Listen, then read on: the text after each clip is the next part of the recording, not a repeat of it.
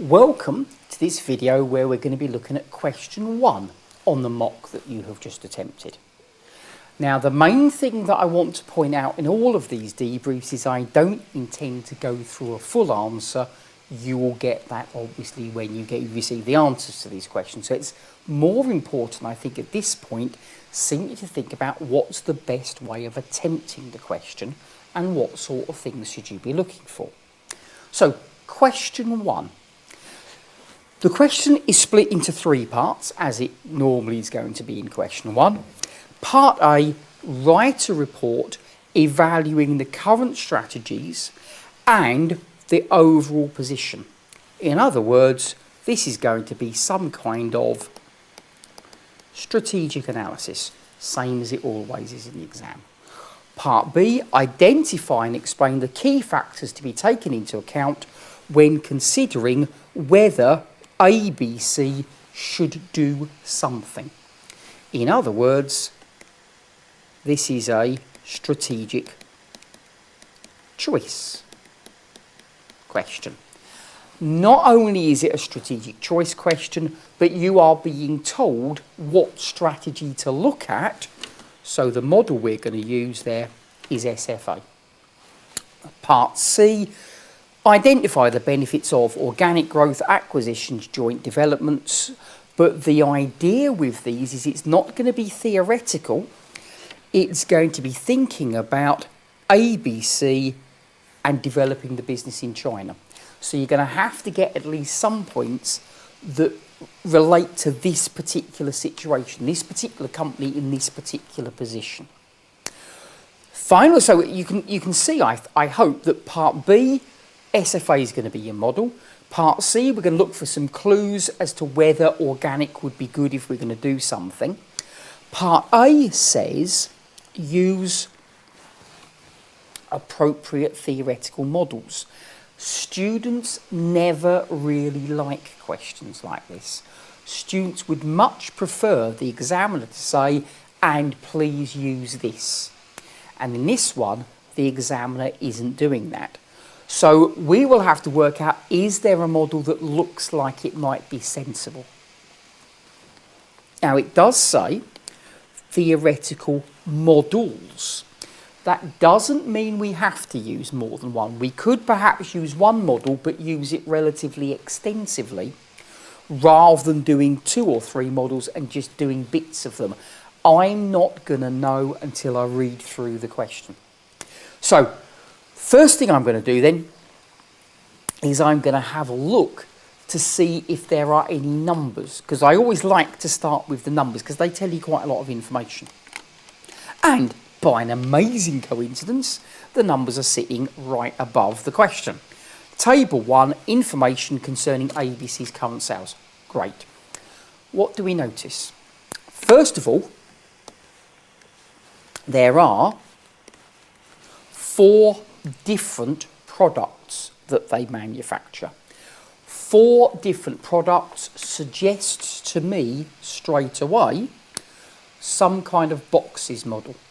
Some kind of model where we can put things into one of perhaps 3 or 4 categories. The kind of models we're talking about are things like Mendeley, but Mendeley stakeholders, so Mendeley isn't going to work here. Ansoff isn't going to work in Part A because Ansoff is about strategic choice. BCG matrix. BCG matrix is about products. So BCG matrix might be a possibility. It might not be a brilliant one, but the fact the examiner's given me 4 products makes me suspect that some kind of model where there's boxes is quite likely to be being tested. All right, so if we've got a model where we've got different boxes, which we might well have here, then not all the products, I do apologise, not all the products are going to go in the same box. So let's just have a quick look before we get stuck doing lots of calculations. Let's just have a quick look and see what's going on. Mountain bikes, the volume is falling slightly. So I'll just put there, volume is going down. Standard bikes, the volume appears to be falling a bit quicker. Racing bikes, the volume is going up a little bit. Exercise bikes, again, it's going down. Now, if you think about the BCG matrix, one of the things that you've got there, if you remember, is the growth of the market. I don't know about the growth of the market, unfortunately, but I can at least have a vague idea of what's going on with these products. The other thing that we get if we're talking about BCG is we get market share. Now, again, I don't know about the market share, but I can calculate, for example, I can calculate things like profit margins because I've got the revenue and I've got the direct costs. And if I look at these, I suspect I will find that they are changing, and some of them will be changing for the worst. So, for example, if you look at exercise bikes, revenue's gone up a bit, 910 to 945. Direct costs have gone up a lot. I reckon the profit margin, and I'll do it in a different colour, I reckon the profit margin there is going to be going down. Falling sales, falling profit margin. If you had to use BCG, that probably looks like a dog, I would have thought. Racing bikes on the other hand, volume is going up, revenue is going up, direct costs don't look like they're going up as much. That one could well be a star product. Now again, I know it doesn't match exactly with what we've done with BCG in the course, but you've got 4 products. It looks like you're going to have to analyse them somehow. This is the closest model we're going to get. Yep. So the idea is sometimes you have to work backwards and think, well, what has he told me? So what model is going to work well? Are there any general things that we can look at? Well, I think something that is worth making a fuss about is the fact that the profit is collapsing. Why is it collapsing? One reason is that the distribution is going up rapidly. That might be something perhaps we could look at in part B. Promotion is falling. I think a big deal there is also they've taken out a loan, and that's not helping. So even if you're not convinced, even if you're not happy about what I've said about each of the 4 products, there are some basic numbers you can look at. Distribution, interest, profits. Maybe it's best to start with them. So it looks to me as though with the 4 products we'll be told different things. Now, I started with those tables. I might find other things as I go through. So part A is basically about how are they all doing.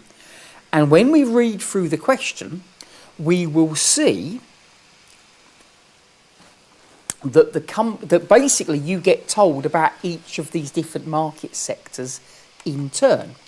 So, for example, you get told about the racing bikes. These are specialists, they are lightweight, they are made on a direct basis.